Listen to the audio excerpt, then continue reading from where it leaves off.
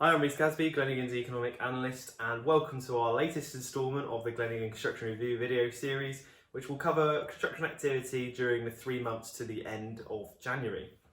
Now, firstly, let's take a look at the latest detailed planning approval figures to get an idea of the future pipeline for construction. Now, the value of detailed planning approvals during the 3 months to January was 7% higher on a strong performance we saw last year. However, it's really important to note here that growth was largely skewed by major projects. So they are projects over £100 million in value each. Now, major projects climbed 55% against the previous year and were boosted in particular by two schemes. The first, the Stonehenge Tunnel that we saw approved in November, that's been widely publicised in the press, and the £3.5 billion Hornsea Project 3 development, which is a wind farm off the coast of Yorkshire. Now, both of these had a tremendous impact on the numbers. And when you compare major projects growth of 55% to underlying projects, and they are all projects under £100 million, they declined 14% against the previous year and 3% against the preceding 3 months on a season adjusted basis. So you can really see the difference there. Now, thanks to the approval of several major schemes, including both the ones I just mentioned, the civil engineering sector achieved the greatest growth of any sector in terms of detailed planning approvals. Now, approvals for the sector were up 367% against the previous year, and this was despite underlying approvals actually being 29% down on the previous year. And one sector I want to briefly touch on is industrial.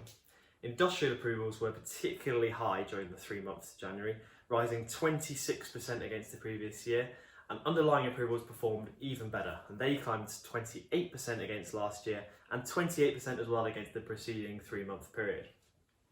Now, the pandemic has rapidly accelerated growth in online retail, and this month the sector was boosted even further by the multi-million pound acquisitions of Arcadia Group brands and Debenhams by Boohoo and ASOS.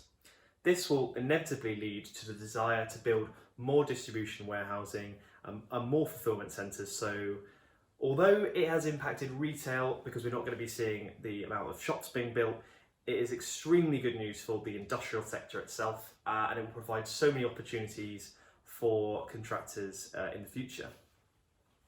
So let's now take a look at main contract award numbers during the 3 months to January.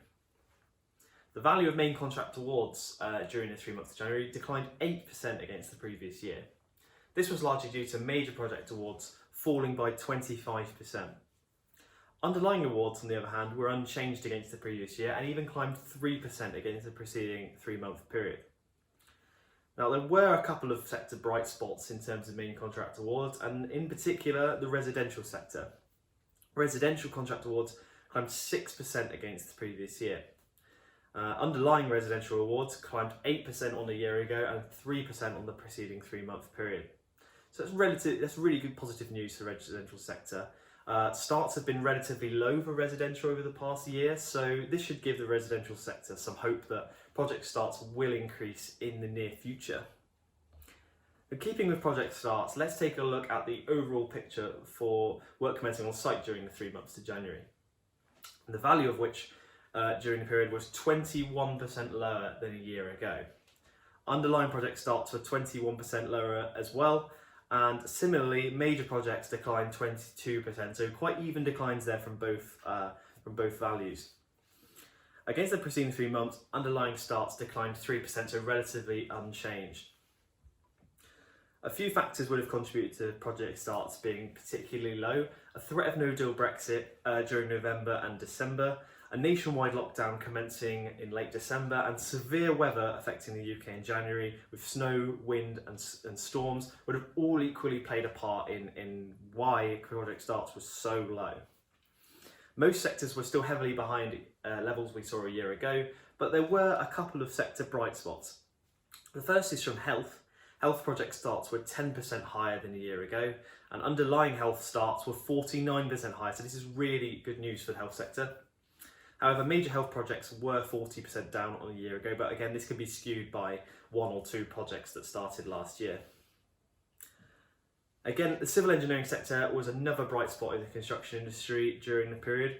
Work commencing on site for the sector during the period increased 35% against the previous year and major projects increased 134%.